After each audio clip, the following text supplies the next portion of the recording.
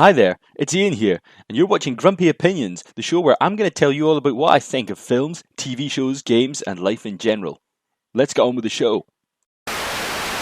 Catch-22 is a limited TV series from Hulu. It's about a squadron of bomber pilots during World War II, and they're on a wee island in Italy called Pianosa, and everyone there's kind of mad and crazy, and there's a guy called Yoyo who's trying to get out of it all alive.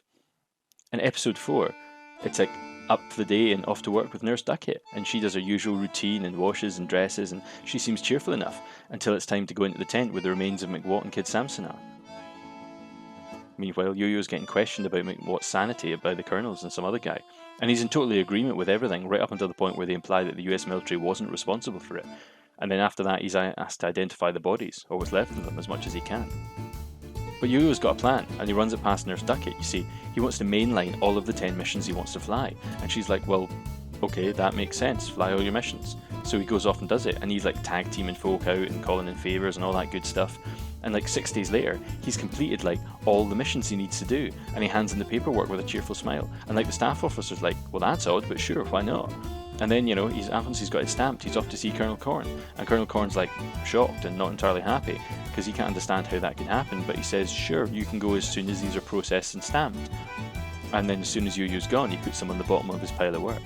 But Yoyo's still over the moon. He's like swimming and chilling out, and then he bumps into Orr. And Orr's like having a good time because, he's just crashed his plane, but he's fine. And he starts like waxing lyrical about like the reasons why he crashed because of the new plane engine and all the weird technical jargon. And it's all just noise to Yoyo.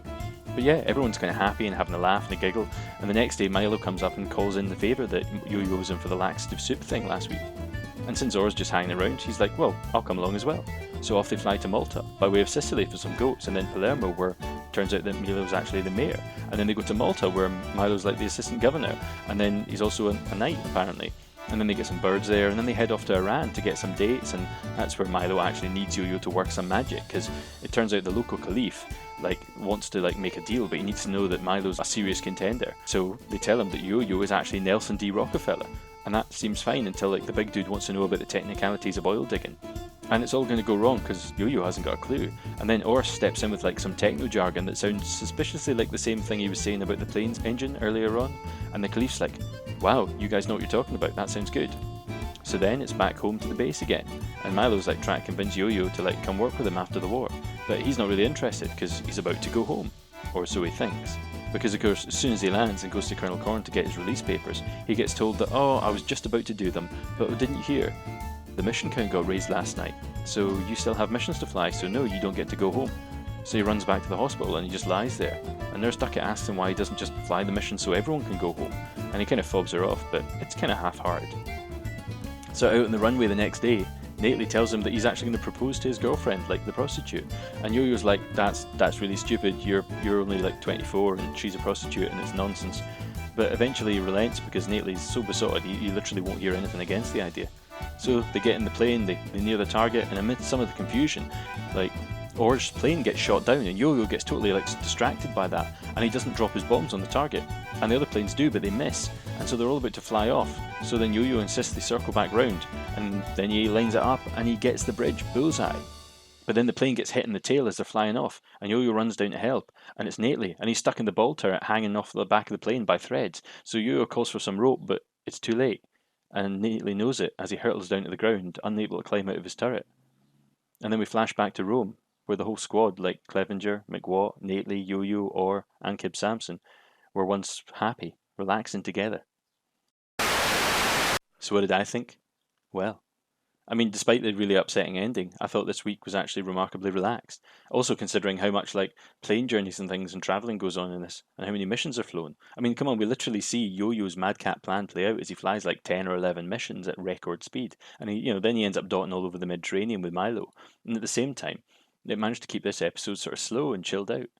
And this was also the most musical episode so far. There was literally songs blasting out the entire runtime, and one sort of fitting the mood of each scene, and it really worked. From Nurse Duckett getting up to Paper Doll by the Mills Brothers, or Yossarian doing his missions to Massachusetts by Anita O'Day, or Ella Fitzgerald was singing Don't Fence Me In, when he was waiting to be discharged and sitting drinking a beer.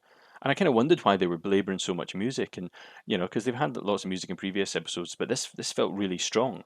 But then it suddenly hit me like with a sledgehammer, like, because at the end, when Nately's fallen to his death, we hear like Torna Sorrento. I mean, that's a song about someone begging their love not to leave them and like to stay there beside the beautiful Italian seaside. And then, like that long shot of the crew and realizing that out of all the men that were shown, the only ones that we know are still alive are Yoyo and Arfie, and the rest are all either dead or missing. And it's easy to forget that, like, these are supposed to be real people. I mean, not real in real life, but there were lots of people like this who died in the real war, and these guys are only supposed to be young men. I mean, some of them are only in their early 20s. I mean, they're little more than boys. Like, they're naive and they're young, and they're being sent to their deaths for literally for nothing, for not a particularly good reason. And this episode kind of bookends itself, reinforcing that with, like, showing the death of the other guys at the beginning, and then showing at the end like even more of them are dead. And it also to some extent like shows the complicity of everyone involved. And it kind of reminded me a little bit of, like, there's a film I really like called Regeneration, although I think it was called Behind the Lines in America and Canada. And that's all about like shell-shocked First World War poets, like locked up in a mental hospital in Edinburgh during the war. And it's a really good movie and really worthwhile with checking out.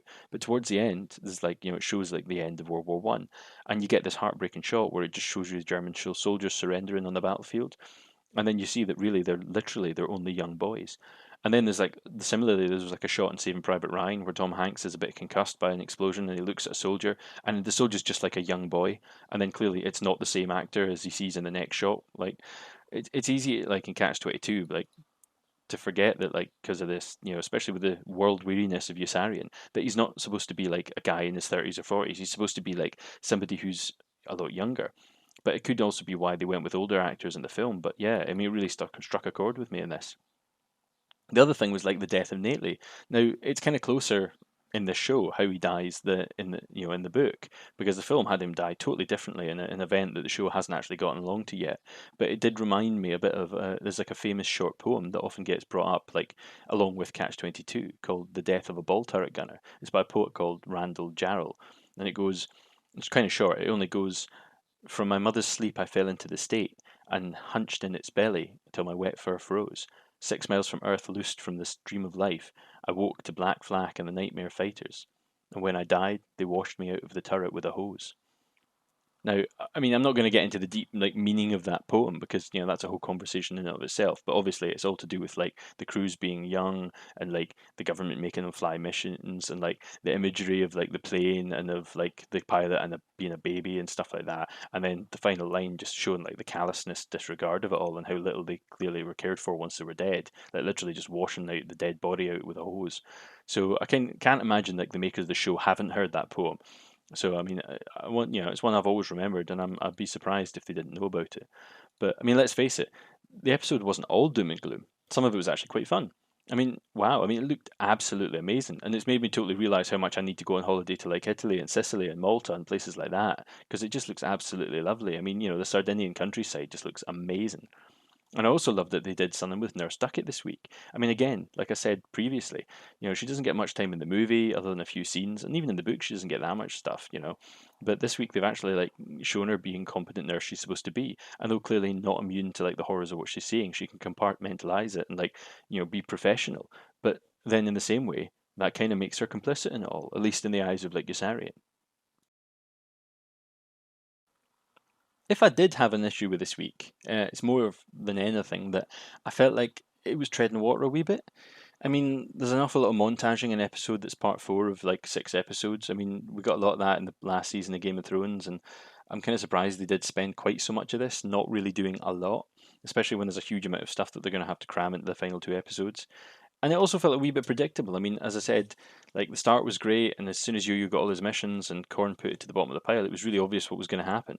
And that whole Milo expedition, I mean, it felt a little bit needless. I mean, it was fun, and it was clearly to simply get Yoyo off the base so they could raise the number of missions before he was back. And I understand like why that happens, the logic's there, but it just seemed a bit obvious. I mean, as I said, I mean, it's not a bad episode, and they were clearly trying to show how M&M Enterprises works and how crazy and involved it is and how huge it is, and that's going to be important later. But although I do feel like the film did this a lot quicker and neater just by showing little snippets of Milo doing random things. We'll trade for it, sir. With what? Silk. 4,000 yards of silk. How in the world did you get hold of so much silk? Where the hell's my parachute? things and gradually like affecting this sort of almost the air of like being a king or an emperor. I mean, and in the show they're really laying on like, thick while only hinting at things that'll be important like later in the background. But I won't spoil anything. But yeah, certainly not a bad episode at all. And apparently it was directed by George Clooney. Yeah, so I mean that's all good. And I'm really keen to see what happens next week. So yeah, those are my thoughts. Until next time, I've been Ian, and those were my grumpy opinions.